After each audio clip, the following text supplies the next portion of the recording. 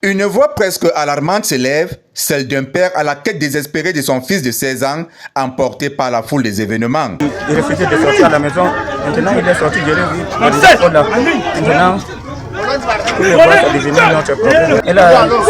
il a 6 ans.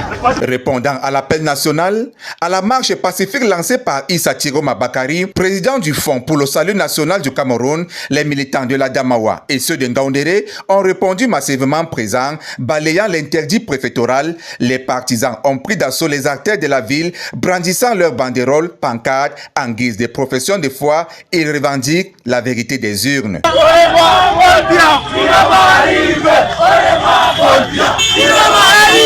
Pour ces manifestants, il ne s'agit pas seulement des différentes politiques locales, mais d'un cri de détresse lancé à la communauté internationale et aux chancelleries étrangères. Celles-ci sont sommées de prêter une attention urgente à soutenir ce qu'ils qualifient de dérives répressives, menaçant les valeurs universelles de démocratie et des droits humains dans le pays. On a appelé Donald Trump pour soutien parce que ça c'est un genre d'expérience.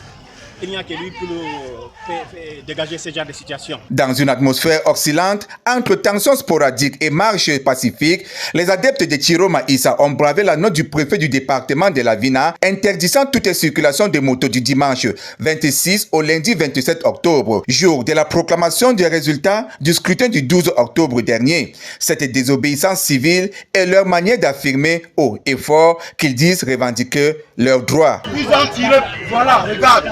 Ils arrêtent nos gars pour voir. On a fait quoi? On a fait quoi? On a cherché qui?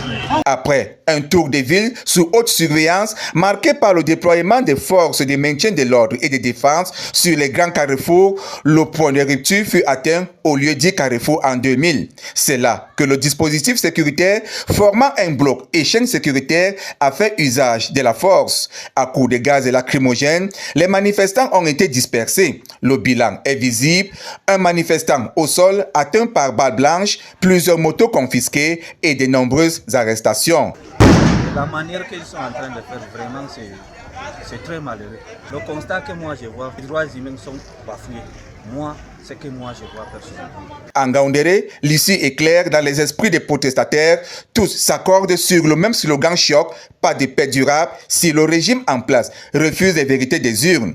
La Damawa a parlé dans les rues, laissant derrière elle l'odeur ancrée du gaz lacrymogène et le silence assourdissant des incarcérations.